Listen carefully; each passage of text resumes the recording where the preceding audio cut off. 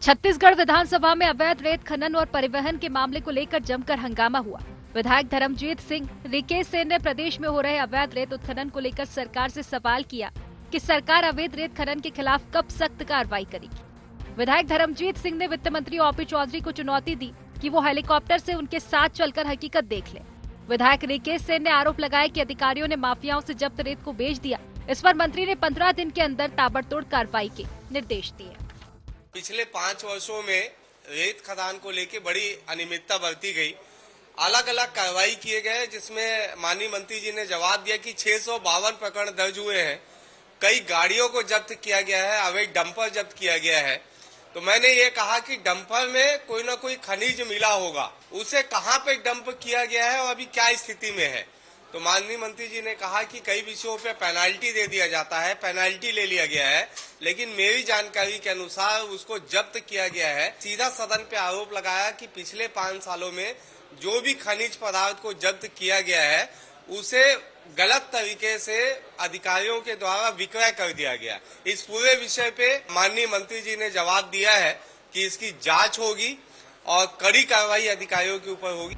सदन में रेत पर मचे बवाल के बीच साय सरकार ने छत्तीसगढ़ के लोगों के लिए बड़ी सौगात दी है। सूबे में अब प्रधानमंत्री आवास के लिए मुफ्त में रेत मिलेगी। वित्त मंत्री ओपी चौधरी ने सदन में ये ऐलान किया। इसके बाद सीएम विष्णुदेव साय ने इस फैसले की जानकारी दी। उन्होंने बताया कि जिस भी पंचायत में बालू रेत का लीज है, वहाँ प्रधानमंत्री आवास के हितग्राही छोटी गाड़ी में बालू ले जा सकेंगे। उनसे बालू के बदले किसी तरीके का रॉयल्टी नहीं ली जाएगी। बताते हुए हर्ष हो रहा है कि जिस भी पंचायत में बालू रेत का जो लीज है पंचायत में, तो वहां पर जितने भी प्रधानमंत्री आवास के हितग्राही होंगे वो छोटी गाड़ी में बालू ले जाएंगे और उनको बालू में किसी तरह से भी कोई रॉयल्टी या कोई कर का प्रावधान नहीं होगा, उनको छूट दिया गया है। पूर्व सीएम भूपेश बघेल ने सरकार के फैसले पर तंज कसा। उन्होंने कहा कि सरकार पहले पैसा रिलीज करे। अनुपूरक बजट में स्वीकृत राशि अब तक नहीं जारी हुई। रेत खदान बंद पड़ी है, वहाँ गुंडागर्दी हो रही है। जिनकी लाठी उनकी भैंस का हाल है। जो पार्टनरशिप करेगा वही खदान चलाएगा, ऐसा माहौल बन गया है। पहले उनको पैसा तो रिलीज करें। पिछले सत्र में वो स्वीकृत हो चुका है, वो राशि अभी तक नहीं हुआ। हमारे शासन काल में जो 1 किस्त दिया गया है, उनकी दूसरी किस्त नहीं मिली है। 18 लाख आवास का बाद भर हो रही है, लेकिन दे किसी को नहीं रही। 1 पैसा किसी को मिला हो तो बताएं। अब फ्री रेत खदान वैसे ही बंद पड़ा हुआ है, वहाँ गुंडागर्दी हो रहा है। जिनकी लाठी उनकी भैंस वैसे चल रहा है और रेत वैसे 3 गुना हो गया। खूब हल्ला करते थे पिछले समय, अब उसकी सबकी बोलती बंद है। मैं तो सुना कुछ पार्टनरशिप वगैरह, जो पार्टनरशिप करेगा उसी चलेगा, ऐसा भी सुन रहा हूँ। प्रदेश में रेत के अवैध खनन के मामले लगातार सामने आते रहे हैं। रेत माफिया मनमानी तरीके से रेत का अवैध उत्खनन कर रहे हैं। अब देखना यह है कि विधानसभा में इस मामले की गूंज के बाद सरकार क्या कदम उठाती है और आम आदमी को सरकार के फैसले का कितना फायदा मिल पाता है। Bureau report, IND 24।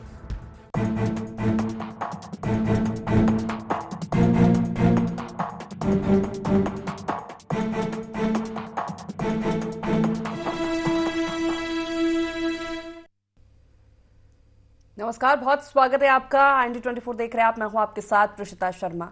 रेत पर रार। जी हां, छत्तीसगढ़ की रेत खदानें सोना उगलती है, वो इसलिए कि इन माफियाओं का कब्जा है। इसी बात को लेकर आज विधानसभा में घमासान हो गया।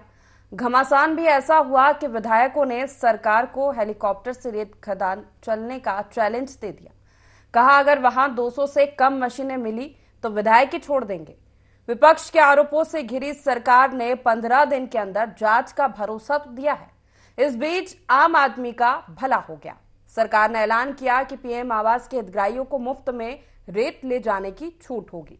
छत्तीसगढ़ में रेत पर क्यों रार मची हुई है? रेत माफिया पर अंकुश नहीं लगता, चाहे जिसकी भी सरकार हो। ऐसा क्यों? इसी पर चर्चा करेंगे, लेकिन उससे पहले जान लेते हैं गुहार के पॉइंट्स क्या है। विधानसभा में क्यों मची रेत पर रार? सरकार ने क्यों नहीं माना विधायक का चैलेंज? छत्तीसगढ़ में रेत माफिया पर कौन है मेहरबान? पीएम आवास के लिए मुफ्त रेत कितनी बड़ी राहत? इन्हीं मुख्य सवालों के साथ चर्चा की शुरुआत करेंगे। खास पैनल हमारे साथ जुड़ गया है। सबसे पहले आपका परिचय करा देते। कांग्रेस से रुपेश दुबे जी हमारे साथ जुड़ गए, बीजेपी से परेश बागबाहरा जी हमारे साथ जुड़ गए हैं और राजनीतिक विश्लेषक लखन चौधरी जी हमारे साथ जुड़ गए। आप तीनों मेहमानों का बहुत स्वागत है ID24 में। परेश जी, सबसे पहला सवाल तो आप ही से है कि जिस तरह करप्शन, घोटाले, भ्रष्टाचार, कोयला रेत खदानों के गंभीर आरोप जब आप विपक्ष में थे आपने सरकार पर लगाए, अब आप सत्ता में हैं और वही आरोप आप पर लग रहे हैं रेत को लेकर, रेत माफियाओं को लेकर। देखिए, छत्तीसगढ़ में एक महानदी है, इंद्रावती नदी है, हसदेव है, शिवनाथ नदी है, अरपा है, ईव है। ये बहुत लंबी नदी बहती है, लगभग 250 से 300 घाट यहाँ पर है। ये जो रेत का सारा जो खेल बिगाड़ा है यहाँ पर, पिछली सरकार ने बिगाड़ा हुआ है। अब उसको सुधारने में ये सरकार लगी हुई है। और वहां पिछले बार इन्होंने 2022 में 5 साल के लिए टेंडर कर दिया, अपने अपने लोगों को दे दिया। और ऐसे सब लोग जो इनके संगठन में थे या जो दूसरे किस्म के असामाजिक तत्व थे, उन लोगों का एक मिला जुला जो घालमेल है, गिरोह जो है, वो वहां पर रेत के खदान में काबिज हो गया। और वहां के गांव वालों के साथ गुंडागर्दी अलग किया, सरपंचों के साथ अलग मारपीट, वहां आसपास एरिया में पूरा आतंक फैलाने का काम इन लोगों ने किया। अब उसको ये सरकार जो है सुधारने में लगी है।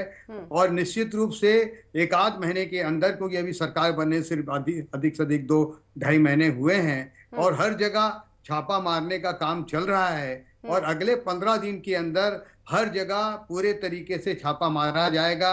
वहां पर अगर पोकलैंड पकड़ाएंगे तो सब चीजों को, जो जो लोग उसमें इन्वॉल्व रहेगा, उनको सबको गिरफ्तार किया जाएगा। और मुझे लगता है कि कांग्रेस जमाने में नहीं करते हुए भी लगभग 5,000 करोड़ रुपए से ज्यादा रेत की चोरी और घोटाला यहाँ पर कांग्रेसियों ने किया है। ठीक है, रुपेश जी से इसका जवाब ले लेते हैं कि वो तो आप पर आरोप लगा रहे हैं कि जब आपकी सरकार थी तो रेत माफिया आपकी सरकार और आपके संरक्षण में पनपे। तो जी, भाजपा सरकार में आने के बाद पूरी तरह से मात्र पूर्वाग्रह से ग्रसित है।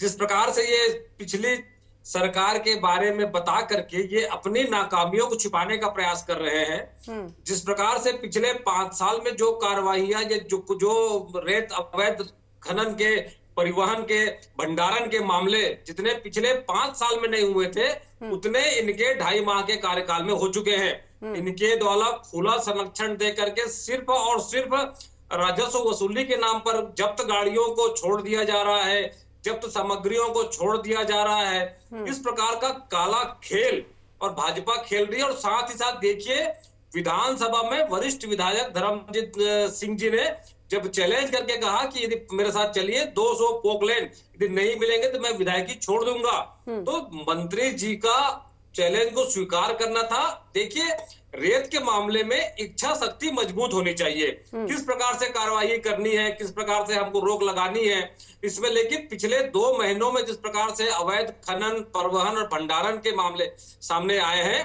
उसमें छत्तीसगढ़ की भाजपा सरकार कहीं भी चुस्त दुरुस्त नहीं दिख रही है। खुले रूप से सबको लूटने के लिए छोड़ दिया गया है और रेत से तेल निकाल करके ये अपनी पूरी सब्जी बना करके मलाई खाने के लिए ये इनका काम चल रहा है। परेश जी, अगर सही ये आपका कहना है कि अगर पिछली सरकार में ही माफिया पनपे है या उनको संरक्षण मिला है, तो आप विधायक का चैलेंज एक्सेप्ट कर लेते? देखिए, ऐसा है कि वो भारतीय जनता पार्टी के ही विधायक हैं और ये जो एक पूरा तंत्र जो पहले से फैला हुआ है उसकी सफाई करने में थोड़ा समय लग रहा है।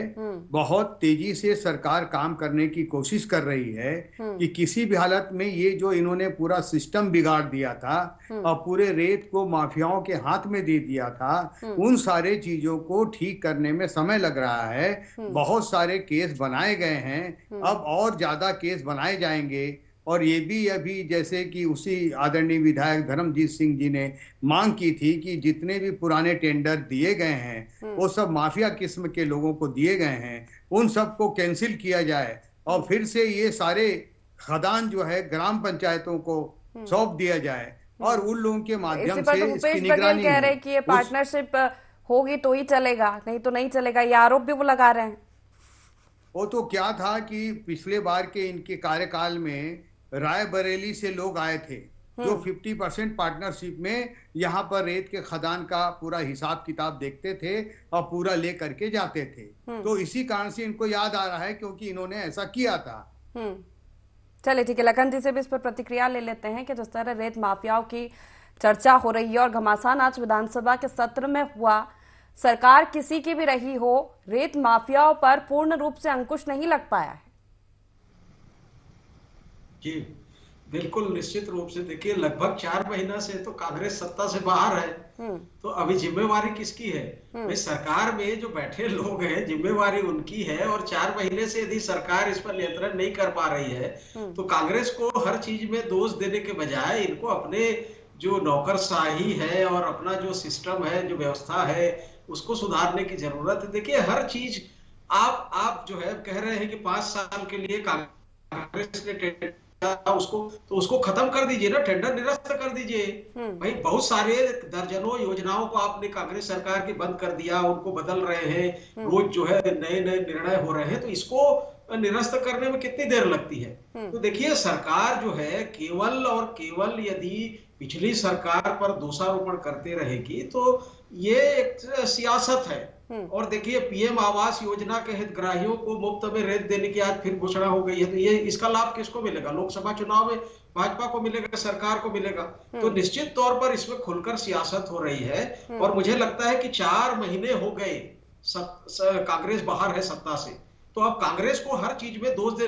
भाई ठीक है, कांग्रेस ने जो किया गलत किया, मैं ये नहीं कह रहा हूं कि कांग्रेस के कार्यकाल में गलत नहीं हुआ होगा, हुआ होगा। बहुत सारी चीजें, हर सरकार की बहुत सारी चीजें ऐसी होती है जिसको नई सरकार स्वीकार नहीं करती। आप ठीक है उसको बदल दीजिए, तो व्यवस्था को बदल के दुरुस्त करने में आपके हाथ में है सारा चीज और नियंत्रण होना चाहिए। आप ही के विधायक आवाज उठा रहे हैं, भाजपा के विधायक कह रहे हैं कि इस तरह की चीजें हैं, तो मुझे लगता है कि सरकार को केवल और केवल जो है चुनावी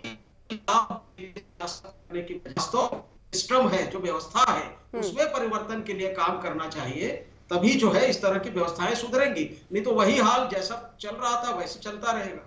ठीक है, परेश जी इसका जवाब तो लेना चाहेंगे कि जैसे सत्ता में आते विपक्ष की तमाम योजनाओं पर जो आरोप आपने लगाए थे भ्रष्टाचार घोटाले के, उन पर जांच बैठा दी गई, योजनाएं बंद कर दी गई त्वरित रूप से, तो अगर ये है रेत माफिया पनप रहे थे तो आपने इस पर तुरंत एक्शन क्यों नहीं लिया?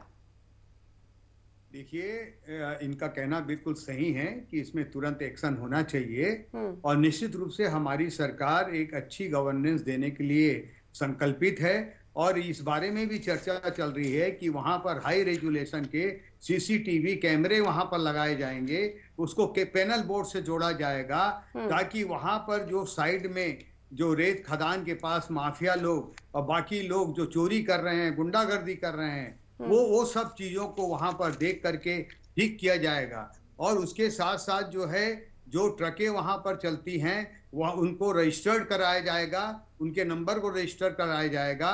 जो वहां पर स्लिप निकलने का जो सिस्टम है उस सिस्टम में जो 8-8, 10-10 ट्रकें कांग्रेस के जमाने में निकलती थी और बिना स्लिप के निकलती थी, अंबिकापुर से निकल करके माल जो है यूपी चला जाता था, वहां दुनिया करोड़ों रुपए का वहां पर इन लोगों ने घपला किया और अलग अलग एमएलए लोगों को खदान बांट दिया गया था, ये खदान तुम्हारा, ये इसका है। हम उसको सब में रोक लगा रहे हैं, पूरी पारदर्शिता इसमें रहेगी। आप 1-2 महीने के अंदर देखेंगे कि यहाँ पर रेत माफिया जो है सब यहाँ से भागते हुए नजर आएंगे और रेत का 1 पैसे की भी रेवेन्यू जो है वो किसी को यहाँ पर खाने नहीं दिया जाएगा और उपभोक्ताओं को भी सस्ते में यहाँ पर रेत मुहैया कराई जाएगी, गांव वालों को भी मुहैया कराई जाएगी। इस प्रकार से सब चीजें यहाँ पर होंगी। जो 1 घन मीटर में जो रॉयल्टी है जो करीबन 50 रुपया है, डीएमएफ का जो है 15-20 रुपया उसमें खर्च होता है, लोडिंग में जो खर्च होता है, वो सब चीजों को जो है उसको करेक्ट किया जाएगा, पूरे प्रोसीजर को ठीक किया जाएगा। उड़न दस्ता है उस दस्ते को बढ़ाया जाएगा और जो जीपीएस सिस्टम लगा करके जिन ट्रकों के माध्यम से रेत की ढुलाई होती है उसको ठीक किया जाएगा। इस प्रकार जो आधुनिक जो तरीके हैं, टेक्नोलॉजी है, जो डिजिटलाइजेशन है, वो रेत के खदान में हो रही चोरी को ठीक करने के लिए हमारी सरकार प्रयास कर रही है और सारी योजना अंडर प्रोसेस है। रुपेश जी कह रहे हैं कि सिस्टमेटिक तरीके से जो चीजें आपके शासन में बिगड़ी थी हम सिस्टमेटिक तरीके से उसको ठीक करेंगे, और कह रहे वो 15 दिन में जांच करवाएंगे हम, और अगर दोषी होगा तो कार्रवाई भी की जाएगी। इंतजार कर लीजिए थोड़ा सा। प्रिसिता जी, 15 वर्षीय इनका कार्यकाल जो रहा, जिस प्रकार से आतंक भ्रष्टाचार में भाजपा डूबी रही, और देखिए सबसे हास्यास्पद बात यह है कि सदन के अंदर में मंत्री महोदय जो बातें नहीं करते वो भाजपा के सम्मानित प्रवक्तागण विभिन्न चैनलों में आकर के बात करते हैं, सीसीटीवी कैमरा लगाने की बात कर रहे हैं और तमाम तरह की बातें कर रहे हैं। माननीय मंत्री जी ने तो इस बारे में कुछ कहा ही नहीं। और देखिए 15 वर्षीय भाजपा की सरकार रही, इन्होंने खनिज पे रेत खनन हो या अवैध उत्खनन के संबंध में कोई कानून बनाने का प्रावधान नहीं किया। कांग्रेस की सरकार ने 2020 में जो खनन अधिनियम 1957 है उसकी धारा 21 और धारा 23 ख के अंतर्गत में प्रावधान किया कि जो अवैध उत्खनन में पकड़ा जाएगा उसको 5 साल की सजा और 5 लाख का जुर्माना। ये कांग्रेस सरकार की देन है।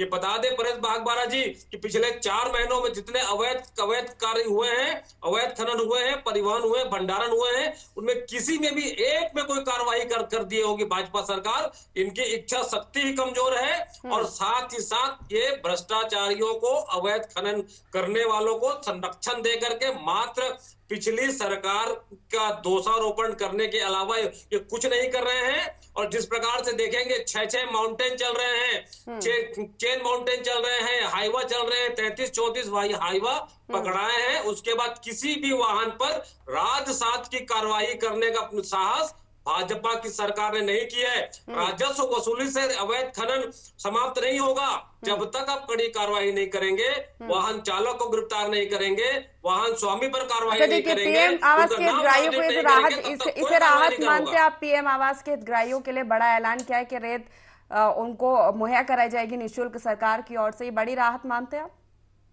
ये सबसे हास्यास्पद बात है प्रतिष्ठा जी। जो सरकार 18 लाख प्रधानमंत्री आवास देने की बात कर रही है, उनको एक फूटी कौड़ी आज तक स्वीकृत नहीं किए हैं बजट में प्रावधान होने के बाद, और उनको रेत देने की बात की जा रही है। रेत कौन सा रेत दोगे? ग्राम तो आप पर आरोप लगा रहे थे कि पिछले 5 साल में आपने पीएम आवास का लाभ लोगों तक नहीं पहुंचने दिया। पीएम आवास का लाभ जिस प्रकार से कांग्रेस सरकार ने उसका क्रियान्वयन किया, ये स्वयं अपने क्रियान्वयन को मात्र 4 करोड़ मकान अभी तक बना पाए हैं। केंद्र सरकार पीएम आवास तो अपनी स्वयं की योजना को फलीभूत नहीं कर पाई है। और जिस प्रकार से ये ट्रैक्टर में छोटा और बड़ा ट्रैक्टर क्या, अरे गरीब आदमी मकान बनाना चाह रहा है तो बोल दो कि ट्रैक्टर से ले जाओ। उसमें भी ये शर्त लगा दी है कि छोटा ट्रैक्टर। अब छोटे ट्रैक्टर में कितना आएगा? छोटे ट्रैक्टर के हिसाब से तो एक बाथरूम बनाना मुश्किल रहेगा। प्रधानमंत्री आवास की बात करना बेईमानी है। ठीक है परेश जी से जवाब ले लेते हैं इसका। परेश जी जवाब दे दीजिए। ट्रैक्टर ले जाएंगे। ठीक है परेश जी जवाब ले लेते हैं। प्रधानमंत्री आवास योजना के लिए जो रेत फ्री में देने की जो बात हुई है, ये बहुत ही सराहनीय कदम है और इससे बहुत फायदा वहां पर जो पीएम आवास के अंतर्गत अपने आवास बनाएंगे उन ग्रामीणों को उसका लाभ मिलेगा। इन लोगों ने तो जो केंद्र से पैसा आया था पीएम आवास के लिए, उसका उन्होंने वापस भेज दिया, उसका कोई राज्यांश उसमें जमा नहीं किया। जबकि हमारी सरकार ने पहले दिन, जिस दिन सरकार बनी उसी दिन जो है पीएम आवास को जो है स्वीकृत कर दिया और उसके लिए 3700 करोड़ रुपए का राज्यांश भी दे दिया। और ये हमारी सरकार पूरी तरीके से गरीबों के सर में छत हो, उनको मकान मिले, उसके लिए पूरे तरीके से संकल्पित है। और आप देखेंगे कि किस तरीके से तेजी से यहाँ पर आवास बनता है। और ये बोलते हैं कि 4 करोड़ आवास बना, कौन सा आवास बन गया? जैसे इन्होंने कभी इंदिरा आवास के नाम से 1-1, 2-2 आवास किसी गांव में बनाते थे। राजनीतिक दल एक दूसरे पे आरोप लगा रहे, लेकिन रेत माफियाओं पर आखिर मेहरबान कौन है?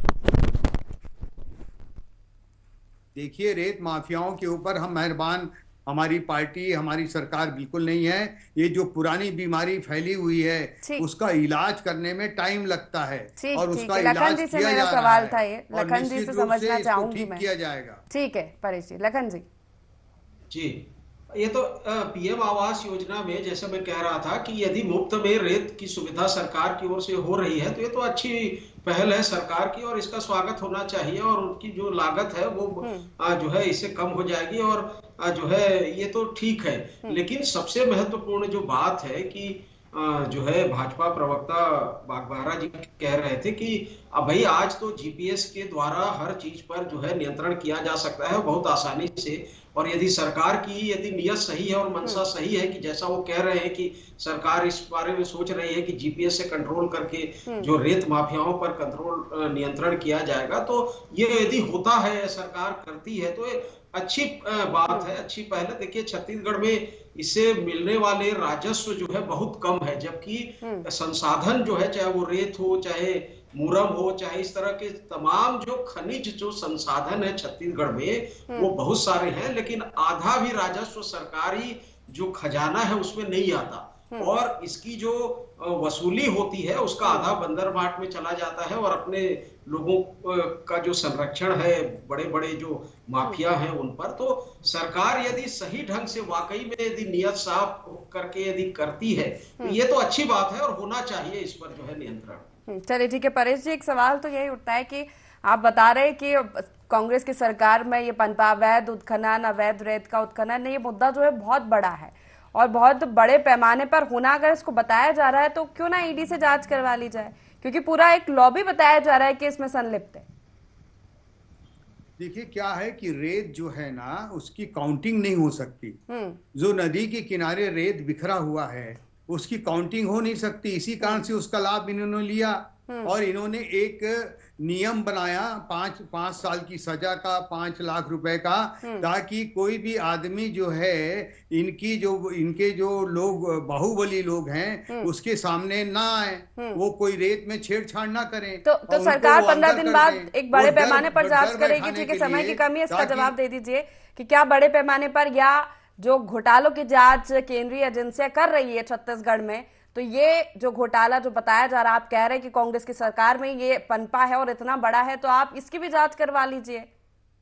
निश्चित रूप से इस बारे में चर्चा होगी। आज मंत्री जी ने भी ये जो भी वहां पर विधायकों ने अपने सवाल उठाए थे, रेत का मुद्दा बहुत बड़ा है, ये रेत का मुद्दा छोटा मोटा नहीं है और इलेक्शन के समय भी हम लोगों ने रेत घोटाले का मामला उठाया था कि किस तरीके से रेत के घाट को इन लोगों के आपस में एमएलए लोग और नेता लोग आपस में बात करके पार्टनरशिप में सारा काम कर रहे हैं। ठीक है, समय की कमी। आप तीनों मेहमानों का बहुत शुक्रिया हमारे साथ इस चर्चा में शामिल होने के लिए। तो रेत पर रात छत्तीसगढ़ के विधानसभा सत्र में आज हमने देखा कि खूब घमासान हुआ। इस बीच आम आदमी को बड़ी राहत मिली क्योंकि ओपी चौधरी ने बड़ा ऐलान इस दौरान किया कि जो रेत है पीएम आवास के हितग्राहियों को निःशुल्क मिलेगी। लेकिन सवाल यही है कि अगर बताया जा रहा है, सरकार के विधायक खुद कह रहे हैं कि आप चलिए जांच करिए, आपको एक जगह से 200 मशीनें मिलेंगी, नहीं मिलती है तो मैं विधायकी छोड़ दूंगा, तो मतलब बड़े पैमाने पर अगर चीज हो रही है तो इसकी जांच होनी चाहिए। आखिर देखना होगा कि आने वाले समय में क्या सरकार इस पर जांच करवाती है और अगर करवाती है तो क्या रेत माफियाओं पर अंकुश लग पाता है या नहीं। फिलहाल गुहार छत्तीसगढ़ में इतना ही। आप बने रहिए ND24 के साथ। नमस्कार।